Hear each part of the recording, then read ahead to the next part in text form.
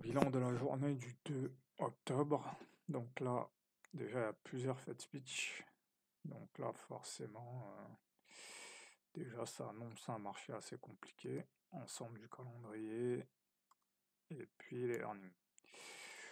Donc c'est un peu la même chose qu'hier, que la veille, en fait. C'est voilà, des tensions géopolitiques, ça annonce un marché tendu. Donc ici, un peu la même chose qu'hier. Est-ce que ça se vend? Non, parce que là, on est quand même sur plusieurs supports. Là, déviation, réintégration. Ça peut s'acheter. Là, tous mes signaux sont en C, parce que juste à cause des tensions géopolitiques, là, je vais pas changer la taille, je vais pas augmenter la taille de mes positions.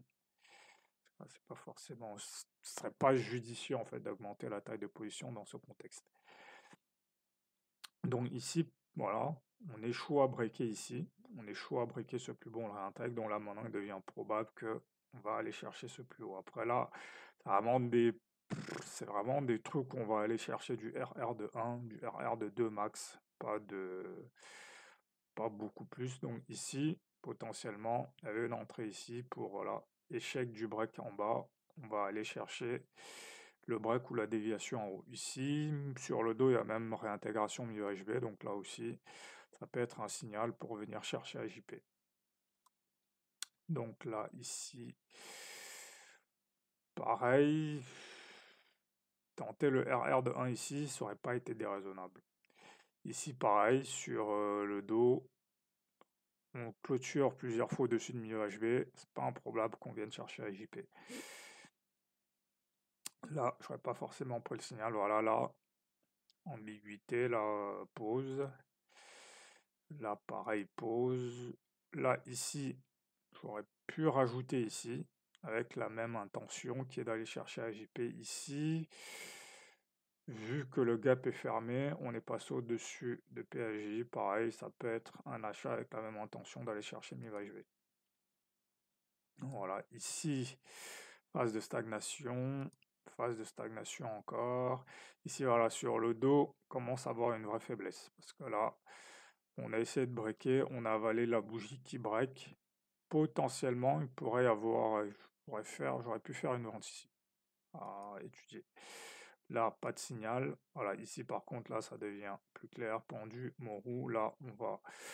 Forte probabilité de revenir au moins sur H1530.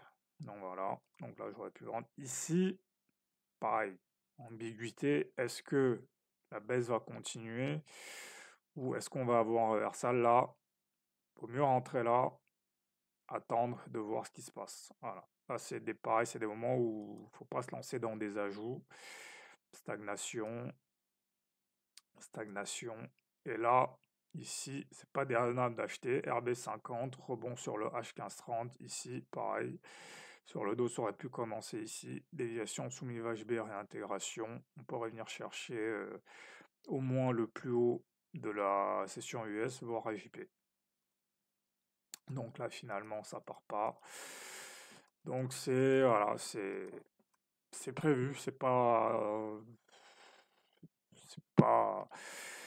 que les signaux fonctionnent pas, c'est pas anormal. Ça fait partie du système, ça reste des probas. Donc là, on est dans la phase où les probas sont pas en ma faveur, donc c'est comme ça. Il faut accepter, mais voilà, tenter quand même de prendre les positions pour pas rentrer dans un paralysis analysis quand le marché va se remettre à tourner normalement. Quoique même là, le marché tourne normalement en fait. C'est juste que il tourne pas comme je l'espère. C'est sur le FTSE le matin.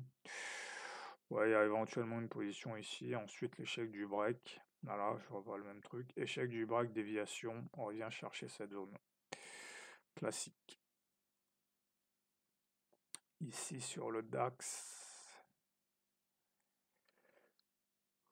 Ici sur le DAX. Une sorte de RH50. C'est ce que je vois le mieux ici. Là, il y a une sorte de RH50. Donc ici, pour revenir chercher la déviation sous BJP. Mais bon, là, pareil, les signaux sont pas vraiment clairs.